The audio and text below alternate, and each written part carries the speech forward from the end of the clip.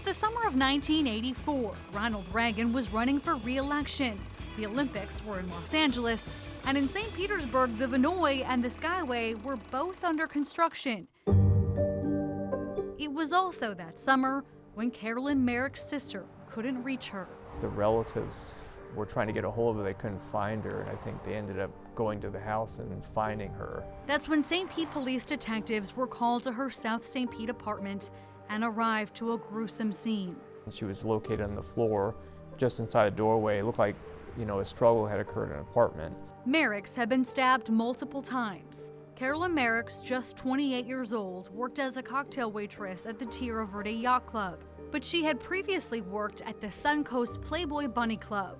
The club made headlines in the early 80s when hundreds of young women auditioned for coveted positions as cocktail waitresses at the club, with the iconic uniforms and the bunny ears. She was known as Bunny Chandra, and friends described her as beautiful, fun, and smart.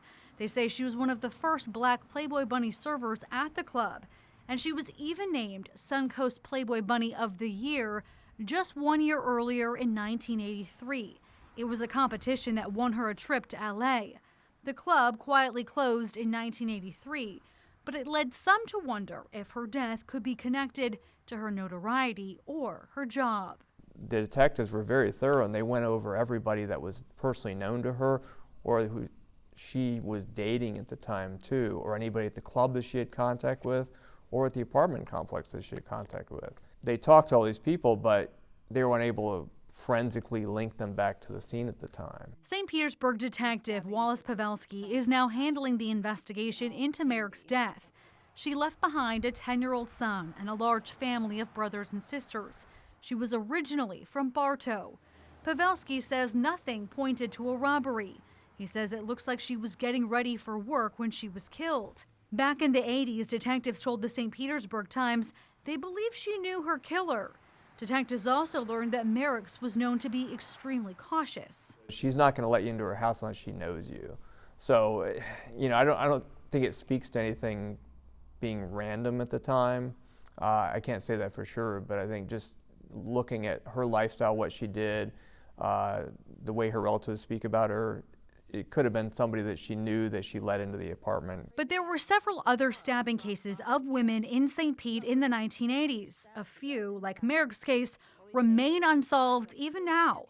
Back then, neighbors in South St. Pete began to hold meetings and were concerned about the crime. I've had people harassing my customers and chasing them up and down the streets, and it took the police 4 phone calls, and I had to call 911 to finally get them there. But Pavelski says he's looked into whether any of those cases could be connected. Each one has their differences, which I could say in this situation would probably rule out a pattern. Merrick's story was also recently featured in a series on Investigation Discovery called The Playboy Murders, hosted by former Playmate Holly Madison.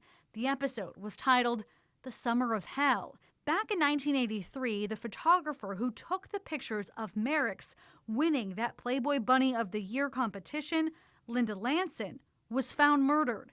She had been raped and shot in Tampa. And then, just 1 year later, the bunny she photographed, Carolyn Merrick's, was killed.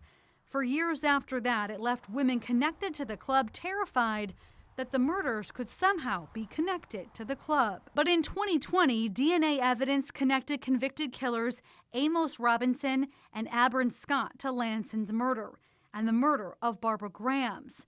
The pair are connected to several other murders from that summer, but both were locked up at the time of Merrick's death in 1984. And that leads back to the information that detectives gathered in 1984.